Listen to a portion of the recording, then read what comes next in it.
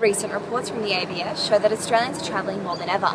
According to research from the Fair Trade Volunteering Group, voluntourism is becoming a fast-growing trend. Now the question young adults are asking is if it's better to pay up front and have everything organised, or by donating their time and their money, are they just simply volunteering their vulnerability? Voices project manager Catherine O'Connor explains the benefits of volunteering for an NGO charity. And then basically the fee that volunteers cover also covers everything in country. So all of the food, all of the accommodation, all of the in-country transport costs is all provided. There's also 24-hour support on our group programs. We have field staff who work with the volunteers 24 hours a day, 7 days a week, which is crucial to ensuring that the programs are well run, well organised and well researched. If you were just a traveller or someone on your own, you wouldn't be able to just rock up into these communities uninvited.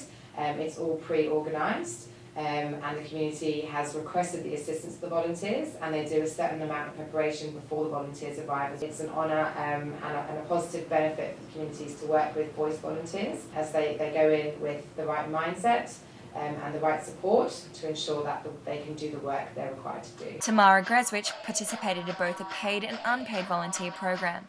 She paid around $5,000 to aid women in India and compares this to Nicaragua, where she volunteered her time and received free food and accommodation from the family she supported. I first took a gap year when I finished high school. I was 18 and my mum and dad, they wanted me to go, but they didn't want me to go without being organised. I realised that I didn't want to pay such fees for something that I didn't think I was getting my value out of, but I wanted to help without having to sacrifice what I've worked really hard for in terms of salary and things like that. Voluntourism is on the rise.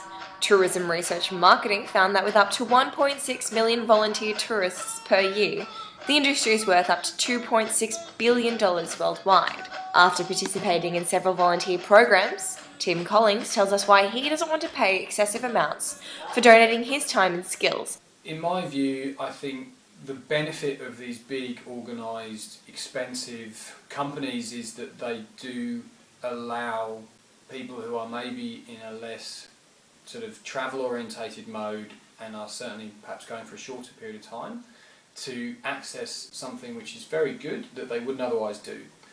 I think the downside and the potential for exploitation comes where the organisation doesn't make it very clear how much of the significant amount that you're donating goes to the people on the ground and how much of it is admin costs and profit. In Guatemala, we had nothing.